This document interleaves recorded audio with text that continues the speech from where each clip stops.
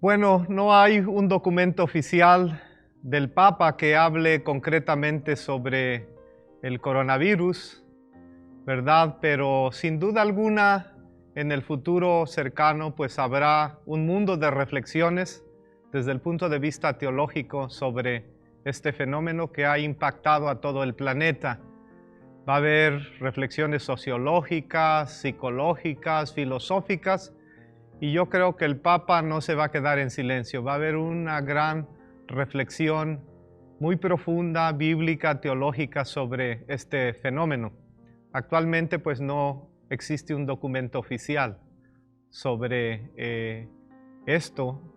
Sin embargo, el Papa en sus misas diarias, en sus reflexiones, pues ha hablado del sufrimiento, ha rezado pues por las víctimas, por los que han muerto, etcétera. Yo creo que el impacto más fuerte a la Iglesia Católica de hoy es el hecho de que esta pandemia no tiene precedentes en la historia del catolicismo, en la historia de la humanidad, ¿verdad? Hablamos de la peste negra, hablamos de la gripe española, que fueron fenómenos, pandemias también en su tiempo, en las que murieron no miles, sino millones de personas. Pero nunca habíamos tenido un fenómeno que paralizara todo el planeta. Entonces, realmente afectó a todos, ¿verdad? A todas las religiones y sobre todo a la Iglesia Católica, porque nunca jamás, ni en tiempos de persecución, habíamos cerrado todas las iglesias. Así es que, de alguna manera, pues, el Papa es el primero que dice, pues, este fenómeno nos está afectando. Seguimos rezando para que probablemente muy pronto esto pueda llegar a su término.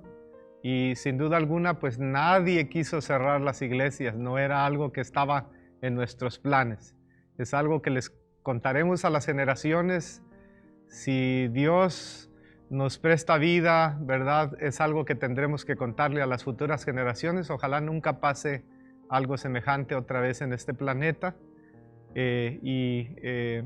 De que nos ha afectado, pues nos ha afectado a todos y sobre todo pues a la iglesia, a todos en general, ¿no? Pero a la iglesia en el sentido de que por primera vez en la historia hemos tenido que cerrar las iglesias y prácticamente parar todo tipo de culto.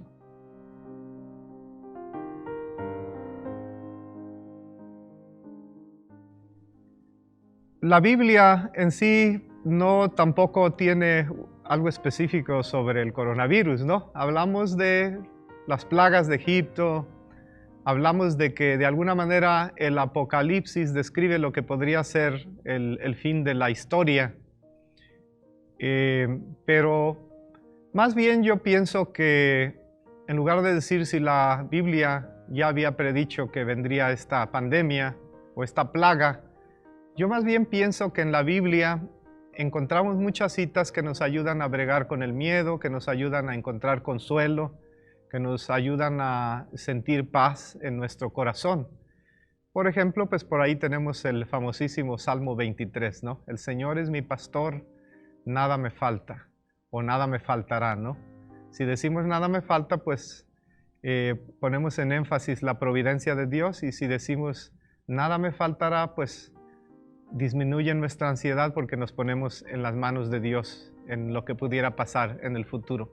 Hay otro texto muy bonito en Juan capítulo 1, versículo del 1 al 10, en el cual Jesús dice, yo he venido para que tengan vida y para que la tengan en abundancia. Yo pienso que estos textos bíblicos de alguna manera nos ayudan a sentir que Dios tiene control, Dios no ha perdido control del planeta y que Él sigue con nosotros. Uno de los salmos también que les recomiendo y que me gusta muchísimo es el Salmo 91, ¿verdad? El Señor te salvará de la red del cazador y de la peste funesta. Él te cubrirá con sus alas. Es un salmo también que de alguna manera nos muestra la gran providencia que Dios tiene hacia nosotros. Yo pienso que si hablamos en un sentido teológico, obviamente habrá expertos que inundarán o ya están inundando las redes sociales, teólogos, etcétera, filósofos, con reflexiones muy sistemáticas sobre este fenómeno. Pero Personalmente, y esta es una postura muy personal, pienso que hay tres posturas que hay que evitar si analizamos el fenómeno desde el punto de vista bíblico. La primera es que Dios nos está castigando, ¿verdad? Entonces Dios no castiga a nadie. Si nosotros dijéramos que Dios nos está castigando en este momento, pues entonces estaríamos dudando de la bondad de Dios, ¿verdad? Por ahí los filósofos antiguos decían, o los filósofos que negaban la existencia de Dios decían, a ver, ¿Dios puede evitar el mal o quiere evitar el mal? Porque si Dios no puede evitar el mal es que no es todopoderoso. Y si Dios no quiere evitar el mal que hay en el mundo, entonces es que Dios no es bueno. Yo pienso que Dios quiere evitar esta pandemia y Dios puede evitar esta pandemia. En las revelaciones que Jesús le hace a Santa Faustina, le dice, dile a la humanidad que es muy grande mi misericordia y que entre más grande sea el pecado de la persona, más grande aún va a ser mi misericordia. Entonces yo pienso que la Iglesia cree en la misericordia de Dios y en el gran amor que Dios le tiene a la humanidad. Esto a lo mejor nosotros lo producimos, no es un castigo de Dios, más bien yo creo que Dios nos está librando, nos está ayudando a salir adelante. Otra postura que creo que es importante que evitar una postura teológica, porque creo que es errónea, es pensar que es ya el fin del mundo. Yo pienso que teológicamente hablando, el fin del mundo puede ser hoy o puede ser mañana, aunque no haya pandemia. Por ahí, en los años 70, Somandino escribió aquellos famosos bestsellers titulados El vendedor más grande del mundo, El secreto más grande del mundo, El milagro más grande del mundo. Pero en El vendedor más grande del mundo, uno de sus principios era: viviré este día como si fuese el último de mi existencia. Entonces, en la Biblia no hay una fecha exacta. En la Biblia, es más, la Biblia dice que el día y la hora nadie lo sabe, que hay que estar preparados porque cada día es una oportunidad para vivir, pero cada día es también una posibilidad de dejar este bello planeta y ser llamados por Dios a la vida eterna. Yo pienso que entonces esa postura pues hay que evitarla, ¿no? Otra postura que es muy común es de que el diablo está ejerciendo esta acción sobre el planeta.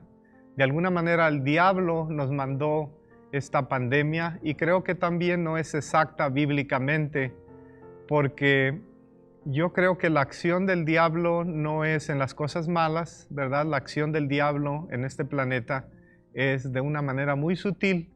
Cuando no había pandemia, no podemos decir que el diablo no estaba influyendo las mentes de los seres humanos, ¿no? Guerras por doquier, conflictos bélicos, mucha pobreza, en fin, el aborto, etcétera, la discriminación, o sea, el pecado ronda por doquier, aún sin pandemia. Yo lo que más bien pienso es de que el diablo ya quiere que termine esta pandemia, porque esta pandemia nos ha hecho rezar más que nunca. Es increíble cómo las redes sociales, sobre todo en los círculos católicos, se diseminan las oraciones más bellas que nos podamos imaginar. Reflexiones excelentes. Entonces, el diablo pues lo que menos quiere es que nos acerquemos a Dios, y yo pienso que en esta época, aunque sea con un poquito de miedo, la humanidad se está acercando a Dios.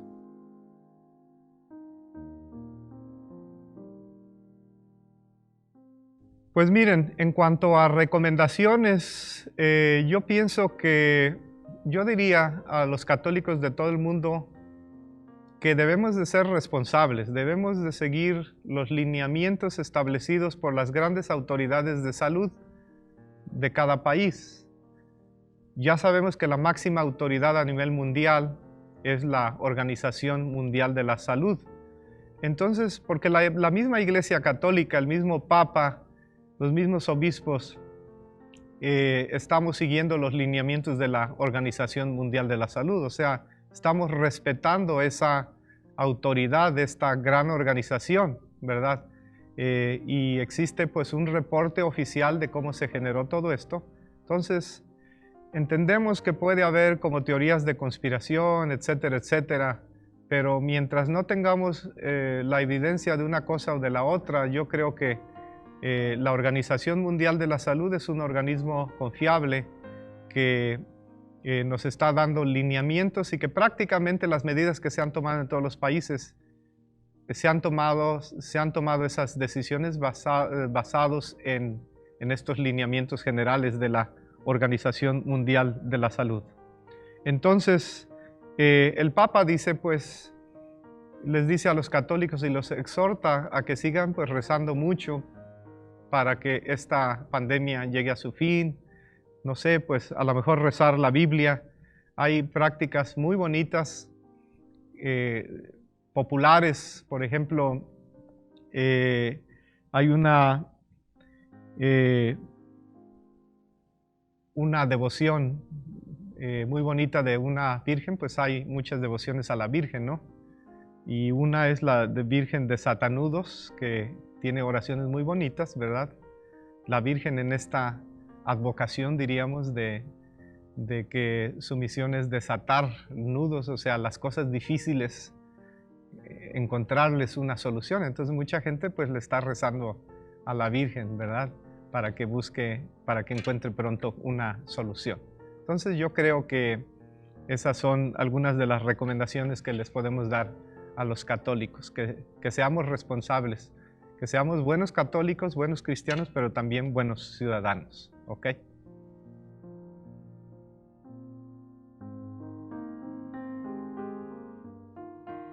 Bueno, para empezar, el miedo no es algo malo, ¿eh? El miedo es algo de la evolución. Ya evolutivamente, pues somos una raza que tiene su cerebro y que tiene todo su sistema nervioso y que tiene todo su sistema límbico. Entonces el miedo es un mecanismo de defensa. Entonces el miedo no necesariamente es algo malo, es simplemente algo instintivo. Entonces tenemos miedo porque queremos sobrevivir. Lo que pasa es de que si ese miedo se va alimentando y alimentando y alimentando, pues puede aterrizar en una especie de pánico. Y el pánico sí obnubila los sentidos, la mente. Entonces el pánico sí hace que no seamos productivos y puede conducir incluso a una depresión, ¿no? A una inmovilidad, a una incapacidad para poder hacer lo que queremos hacer o lo que tenemos que hacer para cumplir con nuestras obligaciones diarias. Yo pienso que el pánico paraliza, entonces tenemos que tener mucho cuidado. Entonces, pues lo que diría pues es, reconoce tus miedos, ¿verdad? Pero tú domínalos, eso va a pasar. Yo pienso que si bombardeamos nuestra mente con tantas noticias negativas y nos pasamos 3, 4 horas viendo todo lo negativo de esta situación, pues sí, lo más seguro es que nuestro sistema límbico empiece a traumatizarse, porque está comprobado científicamente que cuando uno es expuesto, incluso por medios electrónicos, a situaciones difíciles de violencia gráfica o ver gente morir en otras partes del planeta, entonces nosotros podemos sufrir del trastorno del estrés postraumático. Entonces tener mucho cuidado con eso, ¿no? Cuidarnos, hay que seguir rezando, recurrir a la Biblia. Y además, una de las ventajas de leer la Biblia, yo creo que es precisamente que nos ayuda a disminuir el miedo, nos ayuda a fortalecer, y eso está comprobado también científicamente, nuestro sistema inmune, y a ser más fortalecidos y a ser resilientes. Es decir, a aguantar la presión por la que estamos pasando en estos momentos de pandemia.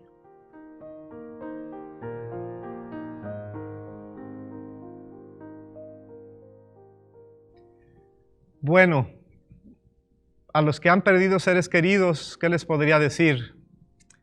Ciertamente, pues que lo siento mucho, nos unimos en solidaridad. Yo creo que Los que estamos bien, los que estamos sanos o los que nos sentimos sanos, tenemos también una gran responsabilidad de pedir por las personas que han fallecido, por las personas que han perdido seres queridos.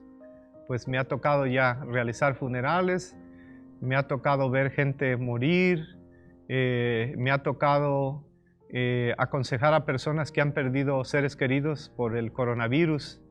Entonces, de alguna manera,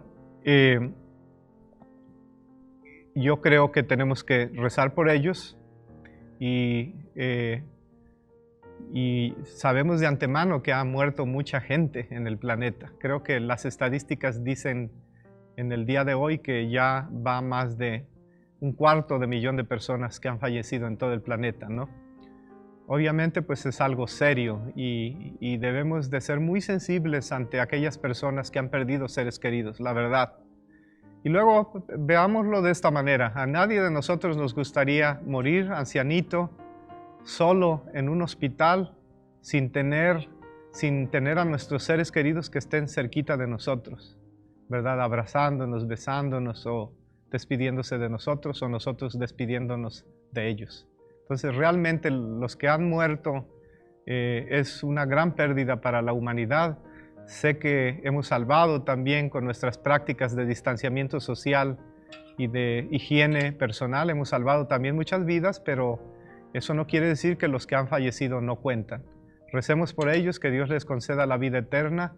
Es una manera muy triste de morir, pero ese es parte del misterio de la vida. Yo no tengo una explicación para decir por qué personas tienen que morir de esa manera, pero algún día Dios nos lo revelará. Pero lo que sí puedo decirles es que hay que rezar por ellos y en solidaridad hay que pensar en ellos y apoyarlos cuando sea oportuno o cuando nos pidan ayuda.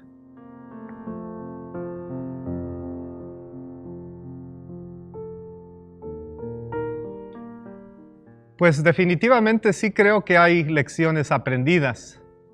Sería una lástima decir que no hemos aprendido absolutamente nada, ¿no?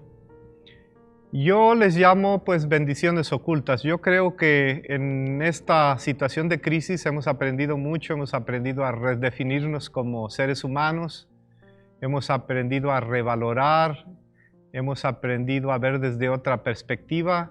Y yo creo que una de las cosas que me gustan es de que hemos aprendido a retornar a lo que es esencial. ¿Y a qué me refiero? Pues a los valores del espíritu, a los valores sobrenaturales, a los valores del alma, a ese tipo de valores que trascienden la materialidad.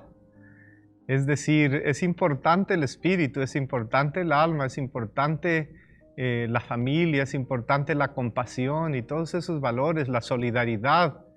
Y nos habíamos olvidado de esos valores. Así es que sí es una bendición oculta el hecho de que estemos más hermanados, de que estemos más unidos, de que estemos más juntos, de que nos estemos viendo más como una familia universal, que hayamos dejado a un lado lo del color de la piel, lo de la raza, lo de las diferencias sociales, etcétera, y que todos estemos enfocados en un solo objetivo: lograr cuidarnos, lograr proteger a las personas vulnerables y salir de esta situación, todos juntos como gran familia.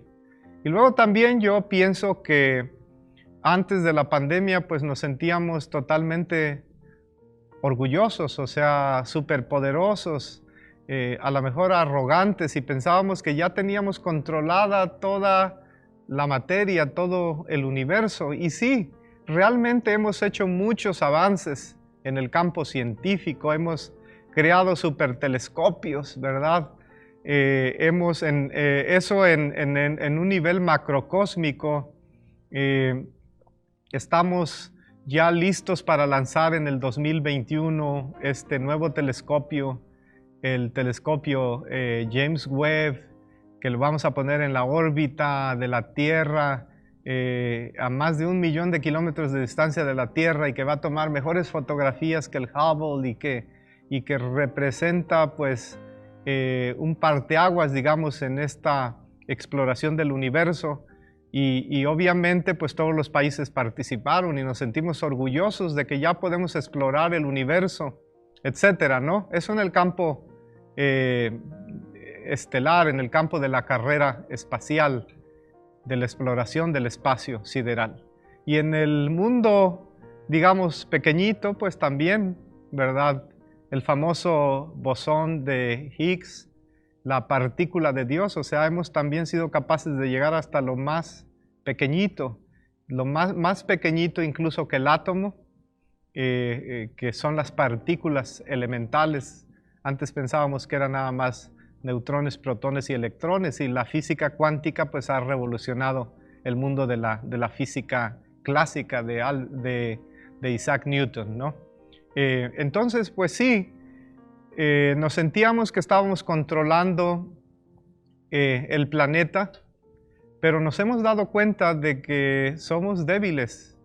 Nos hemos dado cuenta de que tenemos muchas deficiencias, de que no debemos de sentirnos autosuficientes, de que siempre tenemos algo que aprender, porque podemos, digamos, ir a la luna y caminar sobre la luna, pero ahora un virus que es microscópico y que, digamos, es inofensivo en ciertos términos porque el jabón lo puede extinguir, ¿verdad? Pues ese virus nos tiene en jaque a nosotros, los hombres del siglo XXI, que con todo este arsenal científico, digamos, que tenemos y que usamos para el progreso de la humanidad. Debemos de ser más humildes, entonces, en ese sentido.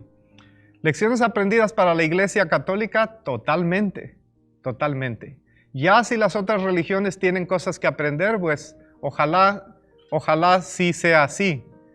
Pero en la Iglesia Católica, pues yo pienso que nos hemos redefinido en muchos sentidos, ¿verdad? Porque a lo mejor estábamos muy cómodos y con esa idea de la Iglesia, que la Iglesia definida en personas que están bajo 4 paredes, y ya nos dimos cuenta de que la Iglesia ahora se han abierto más iglesias en las casas.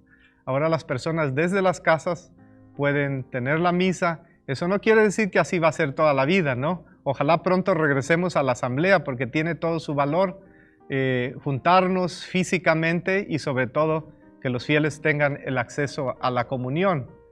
Pero sí creo que hemos profundizado en el concepto de iglesia en salida del Papa, que una ocasión el Papa definió a la iglesia como la calle. Alguien le preguntó, ¿qué es la iglesia? Y él dijo, la iglesia es la calle. Pero el Papa tiene conceptos muy bonitos. Cuando él habla de iglesia en salida, él habla de una iglesia que es misionera, pero decir iglesia en salida es un concepto más profundo de decir iglesia misionera. Porque la iglesia en salida agrega ese concepto de evangelizar no solamente a las periferias geográficas, sino también a las periferias existenciales. No solamente ir a los lugares geográficos más recónditos donde no hay iglesias, sino ir a los lugares más recónditos del corazón humano, que necesita escuchar la palabra de Dios. ¿Nos hemos redefinido en ese sentido? Claro. ¿Ha sido esa una bendición oculta? Por supuesto. Entonces, gracias a esta pandemia, nosotros estamos entendiendo mejor el concepto de iglesia. ¿Hemos dejado de ser iglesia? No. ¿La iglesia ha muerto solamente porque la gente no puede recibir la comunión? No. La iglesia vive y ahora está más viva que nunca. Entonces, esa ha sido una gran bendición oculta.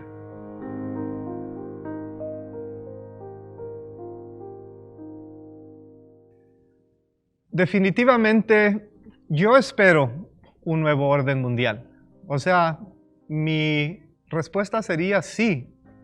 Mucha gente tiene miedo y yo sé que abundan las teorías de la conspiración, etcétera, sobre lo que puede pasar en el planeta.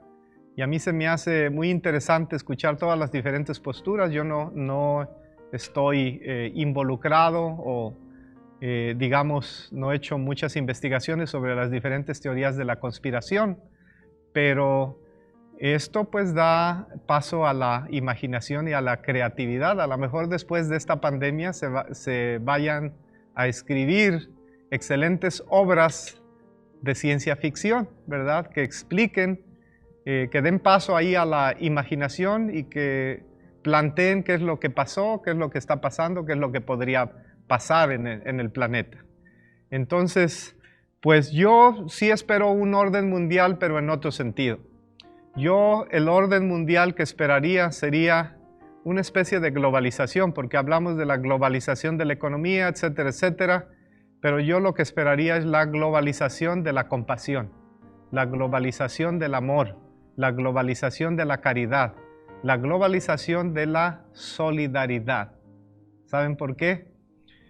Porque pues uno se acostumbra un poquito a la realidad y ve a veces la realidad como normalidad.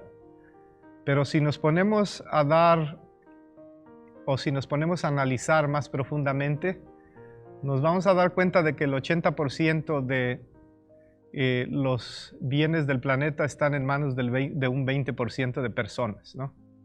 Entonces hay mucha pobreza en el planeta. El domingo les estaba dando una estadística de que en África, por ejemplo, el 80% de los africanos viven con $3 o menos diarios. Y eso imagínense, ¿no? O sea, hay muerte debido a la pobreza en el planeta. Y eso ya es un mal que tenemos que erradicar. Ojalá que esta situación del COVID-19 nos haga darnos cuenta de que tenemos que luchar por una globalización de la solidaridad. Quizá nosotros, cuando hacemos análisis de la situación social, de la pobreza y la riqueza, pues caemos mucho en análisis funcionalistas desde el punto de vista del neoliberalismo económico, ¿verdad? Pero un análisis más filosófico, más dialéctico, no va a decir que hay pobres y hay ricos, va a decir que hay pobres porque hay ricos. Una cosa causa la otra. Entonces hay mecanismos internacionales que sinceramente generan pobreza. Se entiende que no se puede que todos sean absolutamente iguales, porque unas personas son más inteligentes que otras, y eso es parte de la realidad. Y hay personas que son tan innovadoras y tan inteligentes, etcétera, que lo que tienen es gracias a su poder de innovación y a su creatividad y a su inteligencia. Eso no se discute. Lo que sí creo que tenemos que replantearnos es el hecho de que en el planeta la vasta mayoría de personas no tienen lo necesario para subsistir. Yo sí espero un nuevo orden, el orden de la solidaridad y la globalización del amor, por la que mucho luchó la Madre Teresa de Calcuta.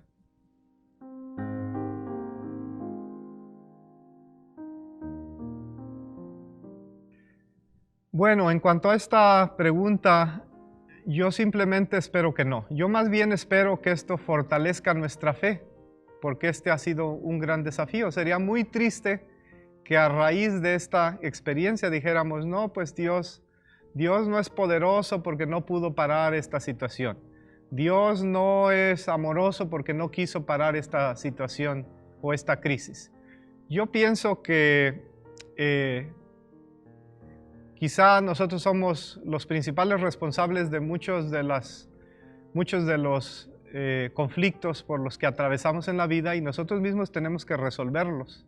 Si nosotros los causamos, nosotros somos los principales responsables para afrontar esos desafíos y solucionarlos. Entonces, más bien yo pienso que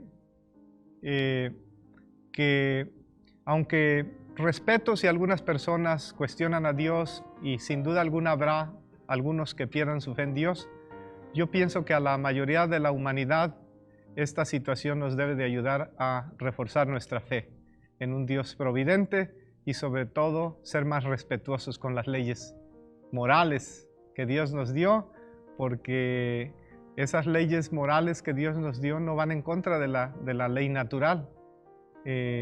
Por ejemplo, el no matarás es un principio de que, aunque no hubiera Biblia, aunque no hubiera Dios, es un principio racional.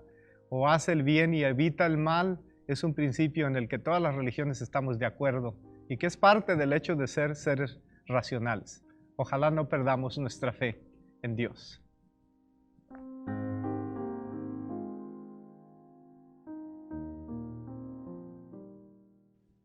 ¿Qué efectos? Bueno, yo, en primer lugar, tratando de ser positivo, primero diciendo lo positivo, espero que el COVID-19 nos ayude a ser más resilientes.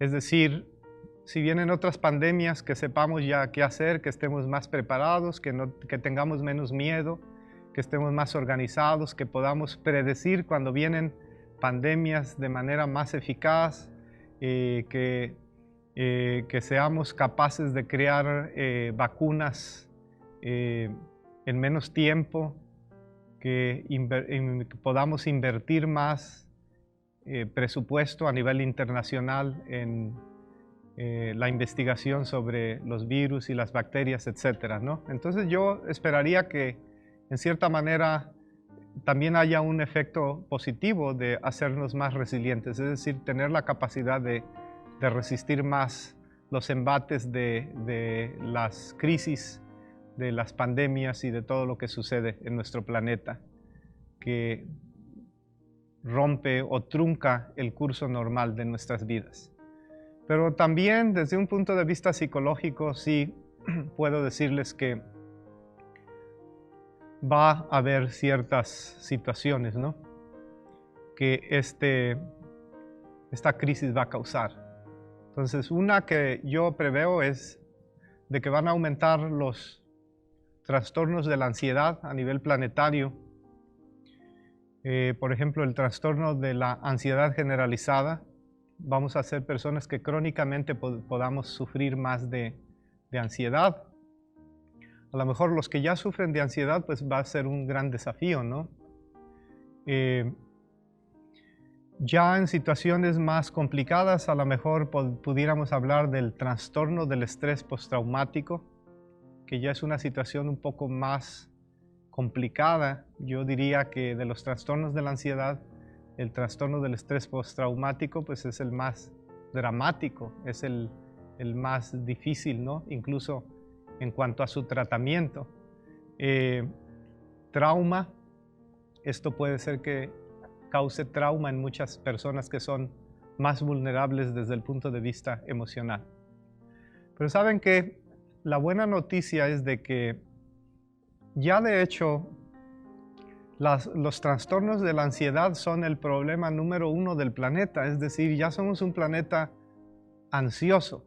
Incluso la ansiedad es más fuerte que la depresión en el planeta, por todas las presiones sociales, por el flujo, el ajetreo de la vida, por todas esas situaciones de vivir con tanta prisa, por todo el ajetreo de la vida, yo creo que ya sufrimos de ansiedad, ¿no? Pero la buena noticia es de que ya la ansiedad es digamos, una condición que es muy fácil de tratar. La gente necesita solamente aprender técnicas, y las técnicas son muy fáciles, es decir, no se necesita invertir mucho dinero para contrarrestar la ansiedad que nosotros podamos sentir. Quizá las situaciones de personas que pudieran sufrir del trastorno del estrés postraumático vaya acercándose más a lo psiquiátrico, es decir, que tuviesen que tomar ciertos medicamentos psicotrópicos, etc.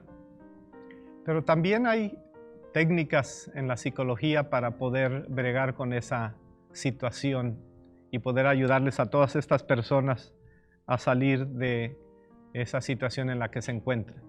Entonces, yo pienso que sí va a afectar de alguna manera psicológicamente, pero también tenemos las condiciones para contrarrestar esa situación o esa ola psicológica que se va a venir en el futuro.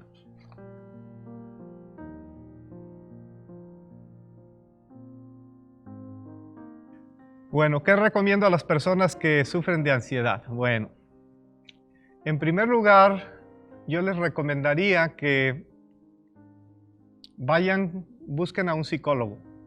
Entonces, yo creo que los psicólogos tienen esas técnicas que les estaba yo mencionando y que les pueden ayudar a bregar o organizar una manera sistemática de disminuir sus miedos y disminuir su ansiedad. Así es que la ayuda terapéutica con un psicólogo, con un psicoterapeuta es muy importante. También les recomiendo los otros 2 videos que andan por ahí en las redes sociales. Uno es sobre 10 principios espirituales nada más para poder afrontar esta pandemia. Y también tengo por ahí un video con unos invitados que son el doctor Heriberto y la doctora Elena Parra, Heriberto Carballo y la doctora Elena Parra. Entonces yo les recomiendo mucho ese video porque ahí presentamos la perspectiva espiritual, la perspectiva psicológica y la perspectiva médica. Entonces va a ser una herramienta fundamental para poder tener este enfoque más integral acerca de la pandemia, ¿no? Entonces, ¿qué les recomiendo a las personas que sufren de ansiedad? Entonces, yo lo que les recomiendo es de que adopten técnicas de manejo del estrés. Como les digo, el estrés existe por todos lados, pero uno puede desarrollar técnicas de afrontamiento se llaman, técnicas en inglés dicen coping skills, técnicas de afrontamiento, es decir, cuáles son los métodos que tú vas a implementar en tu propia vida para reducir el estrés. Tienes que tener por lo menos 5 maneras. Si alguien te pregunta cuáles son tus maneras de bregar con el estrés, tienes que tener por lo menos unas 5, ¿no? Y una de esas maneras pues es sin duda alguna el ejercicio físico, el correr. Eso te ayuda a bregar con el estrés. Pero les voy a recomendar otras. Por ejemplo, la respiración es importante. Fíjense, parece que la respiración no tiene nada que ver con el estrés, pero tiene mucho que ver con el estrés, ¿no? Porque, por ejemplo, nada más les voy a poner este ejemplo así gráfico, ¿no? Entonces yo voy a inhalar y voy a exhalar. Cuando estoy inhalando estoy activando el sistema nervioso simpático.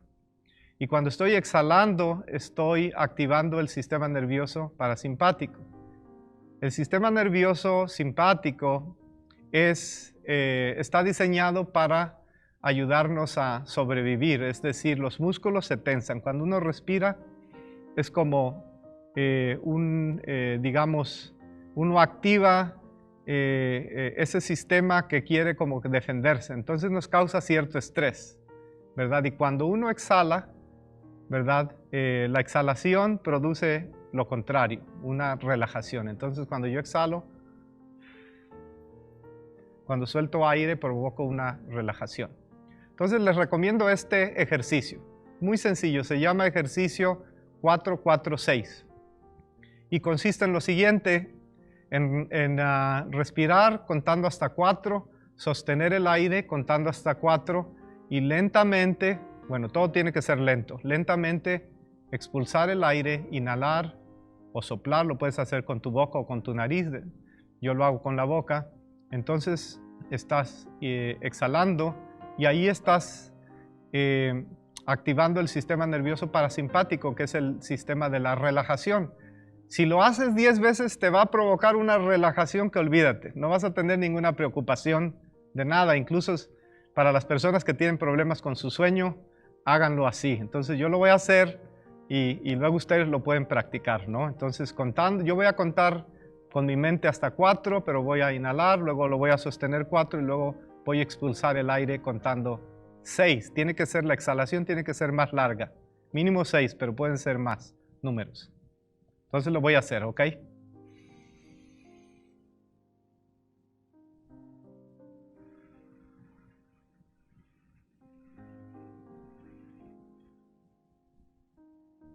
Si lo haces 10 veces, cuando estás en un momento de ansiedad, esa ansiedad ahí se detiene y no puede llegar a un ataque de pánico. Y entre muchas otras cosas, ¿no? Yo pienso que eso, el aprender a respirar, este solamente es un ejercicio. Existen muchos ejercicios sobre la respiración, y este es simplemente uno que les presento en este momento que les puede ayudar. También la relajación del cuerpo. Hay que aprender a relajar el cuerpo y no se tiene que invertir dinero.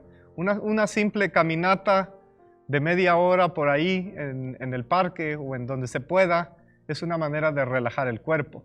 La meditación ayuda a relajar el cuerpo, la oración ayuda a relajar el cuerpo, la natación, también el masaje, la acupuntura, todas esas técnicas ayudan a relajar el cuerpo. Entonces, si ya sufres de ansiedad, ¿qué es lo que significa? Que necesitas aprender e implementar, porque puede ser que ya sepas ciertas técnicas, pero no las estás poniendo en práctica y por eso la ansiedad viene a ti o regresa a ti. Simplemente tienes que aprender e implementar, poner en práctica esas técnicas de relajación de tu cuerpo.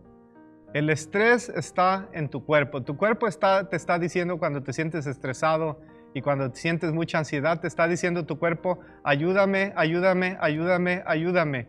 Le hace falta más oxígeno al cerebro, mándame más oxígeno, respira profundamente o por favor tienes que mantener activo ese cuerpo porque si no te voy a mandar la ansiedad. La ansiedad en cierta manera es un mensaje que nos manda nuestro cuerpo que nos dice tienes que cuidarme mejor. Finalmente, hay una técnica también, es un poquito más complicada, podríamos decir que es una filosofía de la vida, pero esta técnica se llama en inglés porque incluso el término en los países latinoamericanos se menciona también en inglés, se llama mindfulness. Si tuviéramos que describir mindfulness o traducir mindfulness al castellano, yo lo traduciría como una especie de conciencia fija o presencia consciente, conciencia fija o presencia consciente. Entonces, mindfulness consiste en poner atención al momento, estar en el momento. Es la capacidad de estar en el momento, en el momento presente, en el aquí y en el ahora, sin emitir ningún juicio, sin hacer ninguna evaluación, sin sacar ninguna conclusión. Es una técnica psicológica que funciona muy bien. Por ahí hay un libro que les recomiendo que se llama El poder del ahora, que habla sobre esta técnica. Es un bestseller. Entonces, cuando tú desarrollas la capacidad de poder estar en el momento presente, no andas en piloto automático. Andar en piloto automático significa que tu mente anda pensando en mañana y eso te provoca mucha ansiedad, o andas pensando en el ayer y eso te va a provocar culpabilidad o depresión.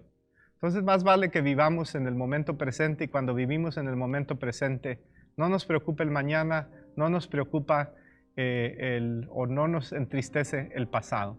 Porque además, mira, cuando no vivimos en el momento presente, pues simplemente no vivimos, ¿verdad? Y perdemos excelentes oportunidades que pudiéramos disfrutar. Y cuando uno desarrolla la capacidad de vivir en el momento presente, tu vida es el presente y punto, ¿verdad? Porque incluso, fíjense, decimos que el mañana no existe todavía y que el pasado ya no existe, pero incluso esta noche todavía no existe.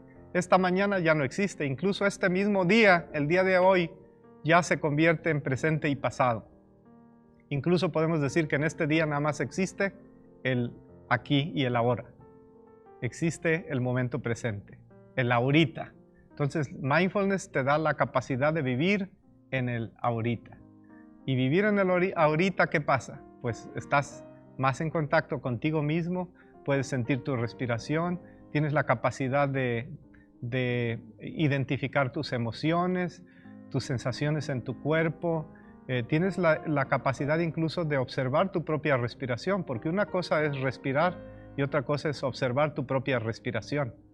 Entonces, cuando tú observas tu respiración, estás viviendo en un momento de mindfulness, un momento de atención fija o conciencia presente.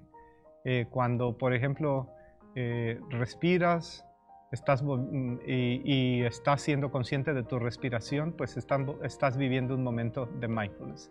Entonces, bueno, Mindfulness podría ser toda una conferencia, pero es algo que yo les recomiendo que investiguen y que lo pongan en práctica.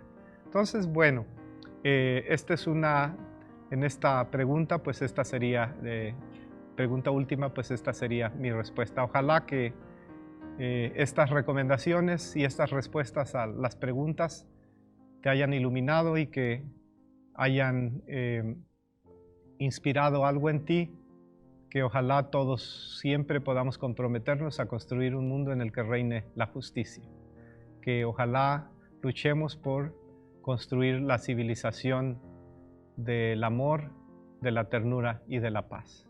Bendiciones.